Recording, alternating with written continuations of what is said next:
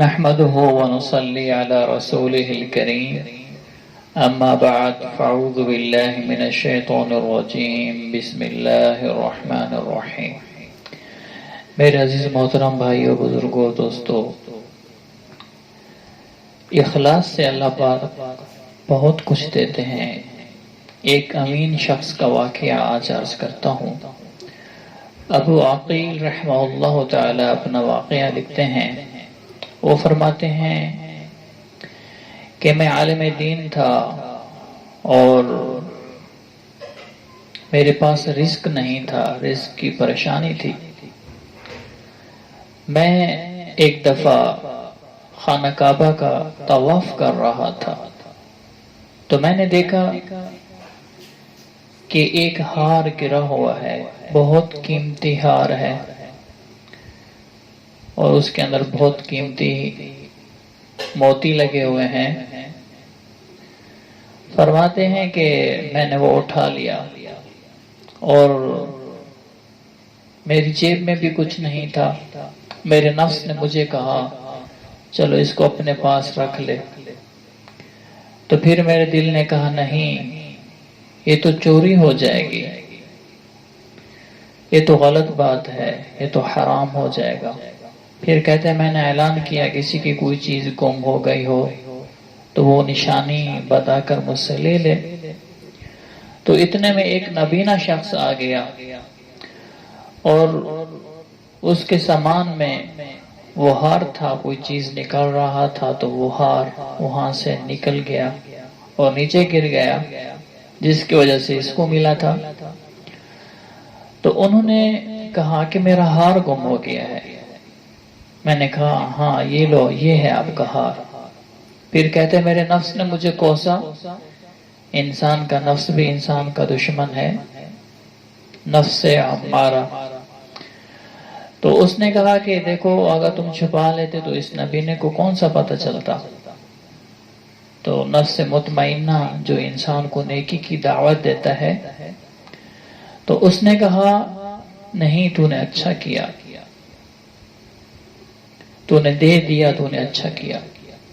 وہ فرماتے ہیں میں نے اس کو دے دیا، اس نبینا نے میرے لیے دعا کی۔ کہتے ہیں میں وہاں سے واپس آیا، ایک بستی میں پہنچا، اس کا نام ہیلا تھا، اور وہاں پہنچ کر میں نماز کے لیے اندر داخل ہوا، بیٹھا تو لوگوں نے مجھے ایک دیندار باعزت سمجھ کر مجھے کہا کہ آپ نماز پڑھیں۔ تو میں نے نماز پڑھائی اور میری قرات ان کو پسند آئی اور میرا انداز، بولنے کا طریقہ، سلیقہ بستی والوں کو پسند آ گیا۔ تو انہوں نے کہا کہ آپ ایسا کریں یہاں امام بن جائیں۔ فرماتے ہیں میں اللہ سے رزق کی دعا کیا کرتا تھا، اے اللہ مجھے رزق دے دے، مجھے رزق دے دے، میں پریشان تھا۔ تو بستی والوں نے کہا آپ یہاں امامت کریں، ہم آپ کو تنخواہ بھی دیں گے، گھر بھی دیں گے۔ انہوں نے کہا ٹھیک ہے۔ تو وہ وہاں پر امام بن گیا اور اللہ نے ان کو گھر بھی دے دیا۔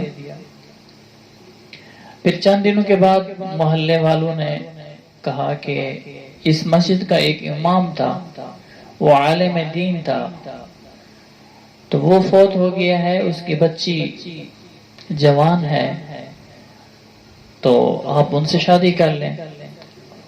انہوں نے کہا ٹھیک ہے میں شادی کر لیتا ہوں۔ ان کو دیکھا، پسند آ گئی اور شادی ہو گئی۔ تو اللہ نے گھر بھی دے دیا، گھر والی بھی دے دی۔ تو ایک دن وہ ہار پہن کر آئی تو انہوں نے پوچھا کہ یہ ہار آپ کو کہاں سے ملا ہے؟ اس نے کہا یہ ہار میرے والد نے مجھے دیا ہے۔ انہوں نے پوچھا وہ والد آپ کے کون تھے؟ کہا کہ میرے والد عالم تھے، اس مسجد کے امام تھے اور وہ آنکھوں سے نابینا تھے۔ تو اس نے کہا میں خانہ کعبہ کے اندر طواف کر رہا تھا اور یہ آپ کے والد کا یہ ہار گرا تھا اور میں نے ان کو دیا تھا۔ تو بیوی نے کہا اچھا، اس کا مطلب ہے آپ کی دعا بھی قبول ہوئی اور میرے والد کی بھی دعا قبول ہو گئی۔ والد نے، شوہر نے پوچھا وہ کیسے؟ کہا کہ آپ کو رزق کی تلاش تھی، جگہ کی تلاش تھی، اللہ نے آپ نے اخلاص آپ کے اندر تھا، آپ کی اخلاص کی وجہ سے آپ نے وہ ہار دے دیا، تو اس وجہ سے اللہ پاک نے آپ امین بن گئے، آپ نے امانت داری اختیار کی، اللہ رب العزت نے آپ کو گھر بھی دے دیا، رزق بھی دے دیا، امامت خطابت بھی دے دی، اور مجھ سے آپ کی شادی بھی کرا دی، اور یہ ہار بھی آپ کو دے دیا۔ اس نے کہا اچھا آپ کی والد کی دعا کیسے قبول ہوئی؟ تو انہوں نے کہا کہ میرے والد نے آ کے مجھے واقعہ بتایا کہ ایسے ایک امین شخص تھا، کوئی چیز میں نکال رہا تھا جس کی وجہ سے ہار نکل گیا، میرے ہاتھ سے گر گیا، میرے بیگ میں سے، تھیلے میں سے، تو وہ دعا کیا کرتے تھے، اے اللہ جیسے وہ امین شخص تھا اس طرح میری بیٹی کو بھی امین شخص کے ساتھ اس کی شادی کرا دے۔ آپ امین تھے، آپ نے امانت داری کو اختیار کیا، تو میرے والد کی بھی دعا قبول ہو گئی کہ اللہ نے میری آپ کے ساتھ شادی کرا دی۔ سبحان اللہ، یہ ہے اخلاص، اللہ کی رضا کے لیے عمل کو کرنا، کہ لوگوں کی واہ واہ نہ ہو۔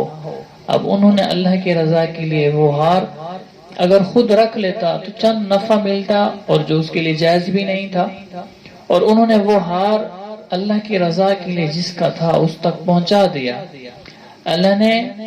اللہ بھی تو اللہ ہے، پھر اللہ انسان کو کتنا دیتا ہے۔ اللہ نے گھر بھی دیا، بیوی بھی دی، اور رزق کا بندوبست بھی کیا، اور ہاری دوبارہ ان کے گھر لوٹا دیا۔ سبحان اللہ۔ تو اسی طرح حلال کھانا چاہیے، حرام نہیں کھانا چاہیے۔ ایک چھوٹا سا واقعہ، ایک ملازم تھا اور وہ دفتر کے اندر کام کرتا تھا، رشوت لیتا تھا، تو اس کی پڑوس میں ایک عورت رہتی تھی، محلے والوں کو سب کو پتا تھا یہ رشوت خور ہے، رشوت لیتا ہے، رشوت سے کام کرتا ہے، دفتر کے جو بھی کام کرانے کے لیے جائیں تو بغیر رشوت کے آج ہمارے دفاتر کے اندر ایسا ہی ہو رہا ہے، کیا جج، کیا وکیل، اور کیا سارے تو نہیں لیکن بہت کم لوگ ایسے ہیں جو بغیر رشوت کے کام کرتے ہیں، بہت کم، بہت مشکل سے 100 میں ایک ملتا ہے جو اللہ کی رضا کے لیے بیٹھا ہو، جو کسی سے رشوت نہ لیتا ہو، بہت کم ملیں گے ایسے۔ کسی بھی شعبے کے اندر چلے جائیں رشوت خور بیٹھے ہوئے ہیں، اگر نہ دیں تو وہ کام ہی نہیں کرتے۔ تو وہ عورت نیک تھی، تو ان کے گھر کے اندر مرغی تھی، وہ مرغی مر گئی، اس نے وہ مرغی اٹھائی۔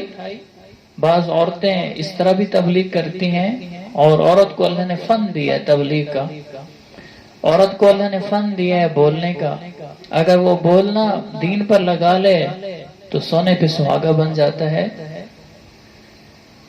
تو وہ عورت اس عورت کے گھر گئی اور کہا کہ یہ مرغی لے لیں، کہا، اس عورت نے دیکھا، کہا کہ یہ تو مری ہوئی مرغی ہے، یہ تو حرام ہے۔ تو اس نے کہا وہ جو آپ کا شوہر جو حرام کی کمائی لے کر آتا ہے کیا وہ حلال ہے اور یہ حرام ہے؟ جیسے یہ حرام ہے وہ بھی حرام ہے، آپ وہ حرام کھا لیتی ہیں، اب یہ حرام بھی کھا لیں۔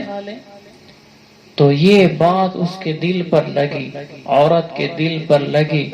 جب رات کو اس کا شوہر آیا اور اس نے اس کو کہا کہ ایسے ایسے ہماری پڑوسن نے مرغی دی، اور اس نے اس طرح مجھ سے کہا کہ آج کے بعد اگر تو حلال کما کر لائے گا تو میں خود اور اپنے بچوں کو اور تجھے کھلاؤں گی، اگر تو حرام لائے گا نہ میں خود کھاؤں گی، نہ بچوں کو کھلاؤں گی، نہ تجھے کھلاؤں گی، میں مر جاؤں گی، آج کے بعد میں حرام نہیں کھاؤں گی، میں آج کے بعد حلال کھاؤں گی۔ تو شوہر کو سمجھایا، شوہر نے بھی توبہ کر لی اور انہوں نے بھی حلال کھانا شروع کر دیا، رشوت چھوڑ دی۔